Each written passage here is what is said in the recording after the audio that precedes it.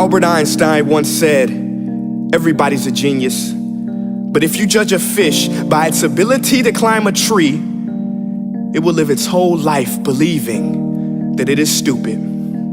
Ladies and gentlemen of the jury, today on trial we have modern day schooling. Glad you could come. Not only does he make fish climb trees, but also makes them climb down and do a 10-mile run. Tell me, school, are you proud of the things you've done?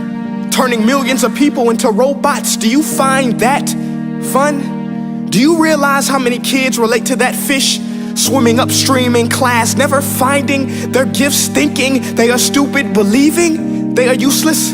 Well, the time has come, no more excuses. I call school to the stand and accuse him of killing creativity, individuality, and being intellectually abusive. He's an ancient institution that has outlived his usage. So, Your Honor, this concludes my opening statement, and if I may present the evidence of my case, I will prove it. Proceed. Exhibit A. Here's a modern day phone. Recognize it? Here's a phone from 150 years ago. Big difference, right?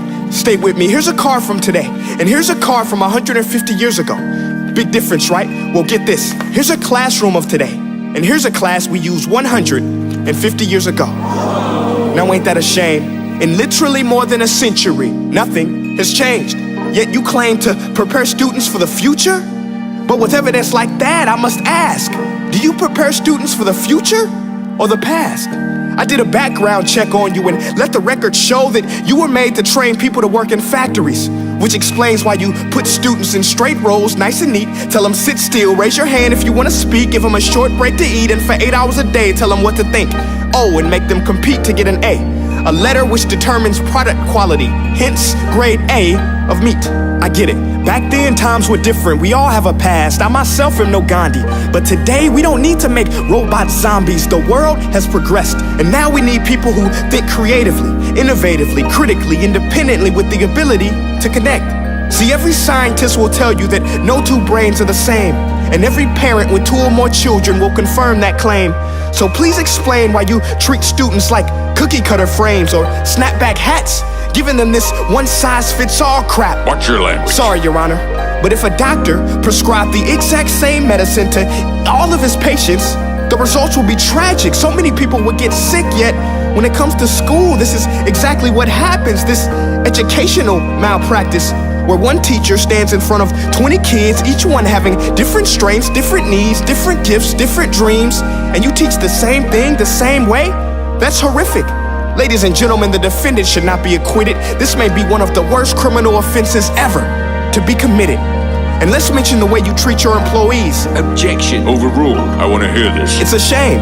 I mean, teachers have the most important job on the planet, yet they're underpaid? No wonder so many students are short-changed. Let's be honest, teachers should earn just as much as doctors, because a doctor can do heart surgery and save the life of a kid, but a great teacher can reach the heart of that kid and allow him to truly live. See, teachers are heroes that often get blamed, but they're not the problem. They work in a system without many options or rights. Curriculums are created by policymakers, most of which have never taught a day in their life. Just obsessed with standardized tests. They think bubbling in a multiple choice question will determine success. That's outlandish. In fact, these tests are too crude to be used and should be abandoned, but don't take my word for it. Take Frederick J. Kelly, the man who invented standardized testing, who said, and I quote, "These tests are too crude to be used and should be abandoned." Ladies and gentlemen of the jury, if we continue down this road, the results will be lethal. I don't have much faith in school, but I do have faith in people. And if we can customize healthcare, cars, and Facebook pages, then it is our duty to do the same for education, to upgrade it, change it, do away with school spirit, because that's useless. Unless we're working to bring the spirit out of each and every student, that should be our task. No more Common Core. Instead, let's reach the core of every heart in every class. Sure, math is important, but no more than art or dance. Let's give every gift an equal chance. I know this sounds like a dream, but countries like Finland are doing impressive things. They have shorter school days. Teachers make a decent wage. Homework is non-existent, and they focus on collaboration instead of competition. But here's the kicker, boys and girls. Their educational system outperforms every other country in the world. Other places like Singapore are succeeding rapidly. Schools like Montessori, programs like Khan Academy. There is no single solution, but let's get moving.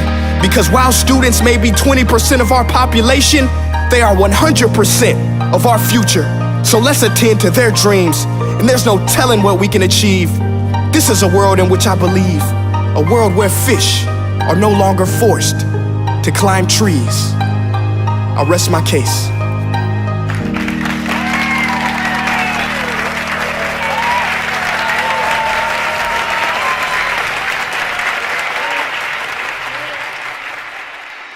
Hey guys, my name is Prince EA, and I want to say thank you so much for watching my video. But now, I want to know what you think. How can we together create a more efficient, effective, and just better future of learning? I want you to visit nestday.com/preorder the future and share your thoughts and ideas on the topic. Peace.